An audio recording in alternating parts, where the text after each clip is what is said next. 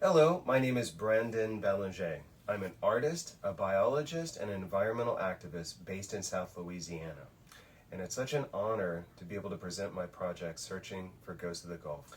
The project itself is very interdisciplinary. It deals with searching for missing species from the Gulf of Mexico with community members that live along the coast that are themselves culturally endangered because of sea level rise and other environmental concerns. Really, my project got started more than a decade ago when I first came to Louisiana as a volunteer during the 2010 Deepwater Horizon oil spill.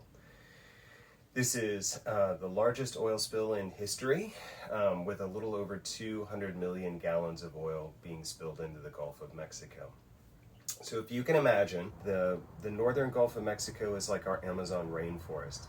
It's filled with all kinds of different species. It's incredibly robust, dynamic as far as different ecosystems. There's literally thousands and thousands of different species there, including 78 species of fishes that are found nowhere else on the planet.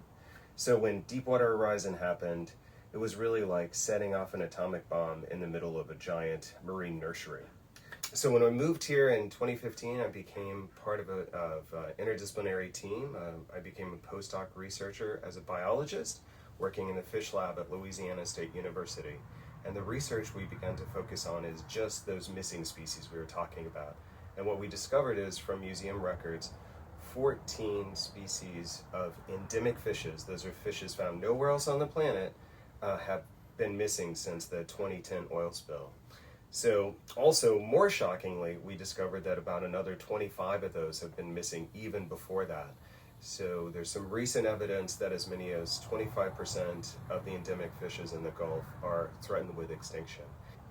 So to show you a little bit of some of the work, as a visual artist, one of the things I've really been trying to focus on is portraying these missing species, literally giving form back to this loss. So that's really what I'm trying to do with this project. This is one of the portraits of one of the missing species. This is called a high-fin binny. It hasn't been seen in over 2 decades. And the material itself is oil from Deepwater Horizon.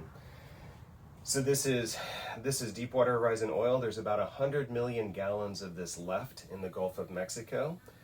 It's very toxic, and as you can see from the photo, when I'm working with this material, I use safety materials to be able to breathe safely.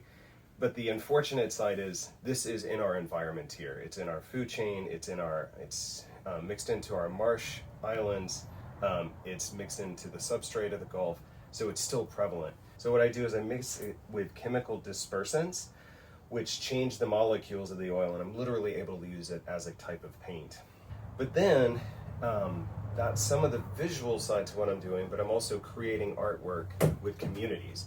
So by going to different schools, and specifically I'm working in South Louisiana, south of New Orleans, in the part of the world that's losing land at the most rapid pace on the planet. And literally trying to work with communities on both sides of the Mississippi that are very isolated, very rural, and have a lot of challenges when it comes to increased issues with climate change. I mean, these are folks that don't have the ability to leave, but they're going to be forced to leave, and they're already being forced to leave because of the impact of hurricanes and sea level rise. So they are themselves truly culturally endangered. So working with those folks, we've been looking for some of the missing species, but then using that as an opportunity to just talk about what that future looks like, and maybe what we can learn about fish, about adapting to change. So I've been doing all these workshops where I'm doing fish drawing workshops and bringing people out to look for the missing species, but then talk to them about the changes that they've seen in their lives and ways that we can hopefully, in some ways retreat from our homelands in coastal Louisiana, but also retain a sense of the culture that makes this place so special. I've been working with thousands of kids so far, but I'm also, more importantly, working with their families and learning from them about the changes that they've seen. Working a lot with fisher folk, and also working with people in the oil and gas industry. I want to include them in the conversation of what change looks like.